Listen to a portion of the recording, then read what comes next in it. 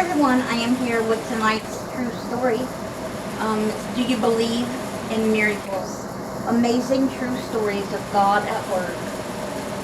Alright. This one is called Divine Honeymoon by James Dobson. Dobson. Do you believe the Lord still performs miracles today? Or has the era of supernatural intervention passed? Although I am suspicious of people who attempt to market them on demand, I have no doubt that miracles still occur every day. Oh, I know they do. I believe it 100%. Do you guys believe? Let me know in the comments below if you believe that God does miracles every day. I can't resist sharing an incident that ranks as one of the most interesting examples of God's intervention I've ever heard.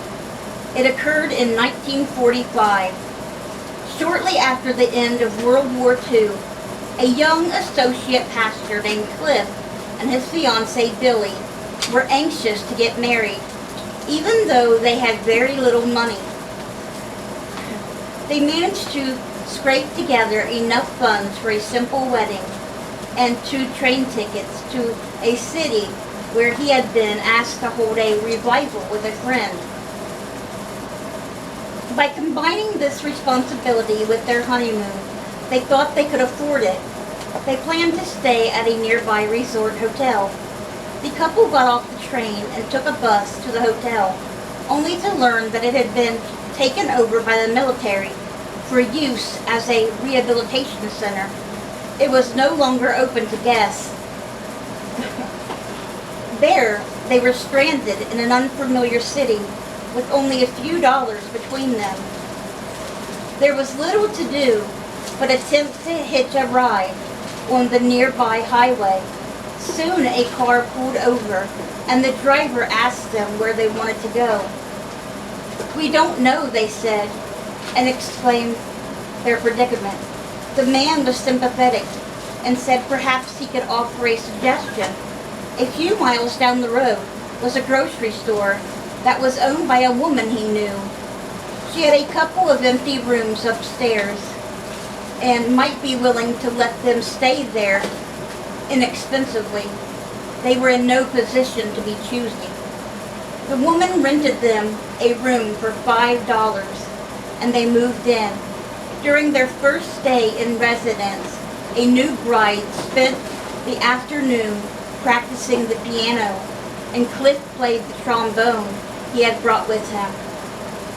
The proprietor of the store sat rocking in a chair, listening to the music. When she realized they were Christians, she referred them to a friend who invited them to spend the rest of their honeymoon in his home. Several days later, the host mentioned that a young evangelist was speaking at a youth rally at a nearby Christian conference center. They were invited to attend. That night, it so happened that the regular song leader was sick, and Cliff was asked to take charge of the music. What a historic occasion it was. The evangelist turned out to be a very young Billy Graham. The groom was Cliff Barrows. They met that evening and a lifetime partnership was formed.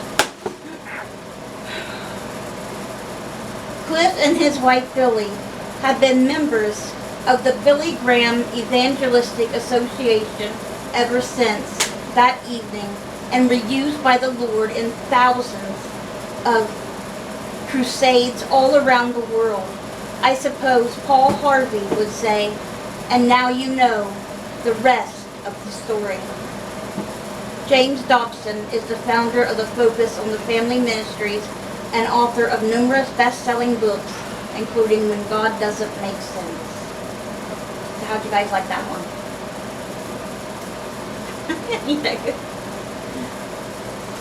A pastor just getting started, just got married, didn't have no money, went to this little hotel that they could barely afford, went to preach that night with somebody, turned out to be Billy Graham. had a wonderful life after that. Amazing. That's fine. So I hope you guys have a great rest of your night. Let's bring those souls to Jesus, and God willing, we'll see you guys again tomorrow with another true story. Bye guys. God bless. Good night.